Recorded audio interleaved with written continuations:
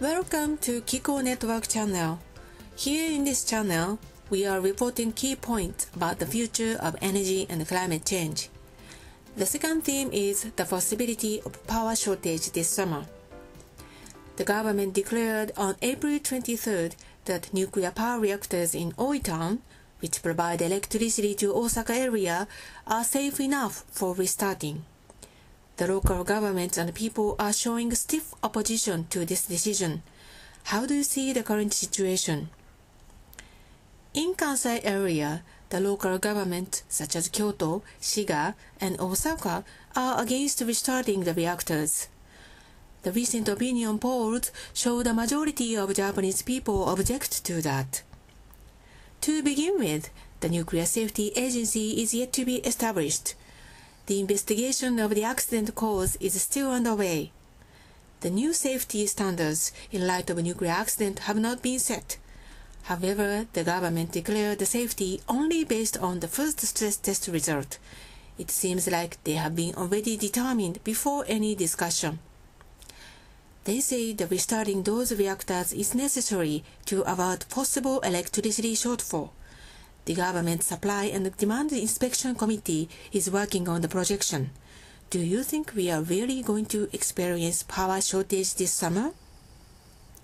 The government warned of power shortage for last summer and winter, but it didn't happen because each power company enhanced its thermal power generation and bought electricity from other power companies. In addition, a lot of people and companies saved electricity. Last winter, service area of Kansai Electric Power Company, Kiko, was predicted to face the worst power shortage, but the used capacity was 93% even in the peak demand date, with 7% left.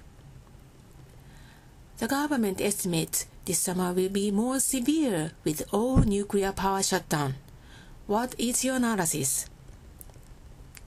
The power companies forecast that several service areas, such as Hokkaido, Kansai, and Kyushu, will have power shortage if they have a scorching summer like the year of 2010.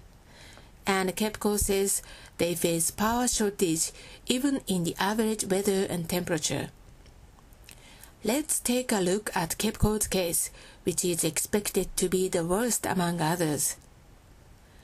The peak demands in hot summer in 2010 were 31 megawatt and 27 megawatt in 2011 summer. KEPCO says they will face huge power shortage based on its projected peak demand of 30 megawatt and their supply capacity of 25 megawatt. However, in the government's committee, their estimation was criticized as too rough. On the supply side, it will be smaller than last year because no nuclear power is in operation this year. However, there are possible additional power supply sources. Power shortage happens in the summer daytime.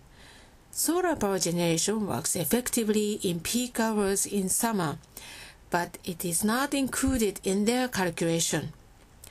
The current status of pumped storage generation has not been clarified enough too.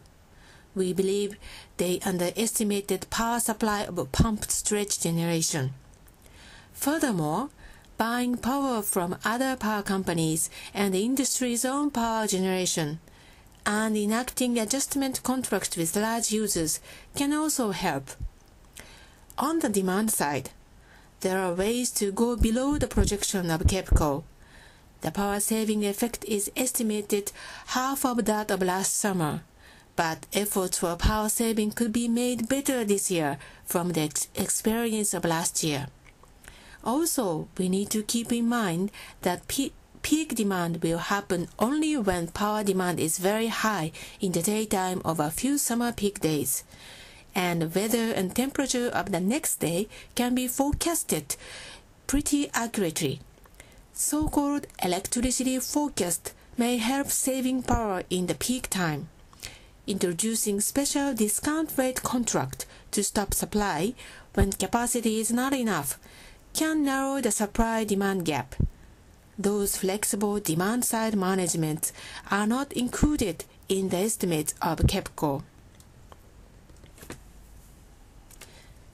It looks like we will not necessarily face the electricity shortfall as projected.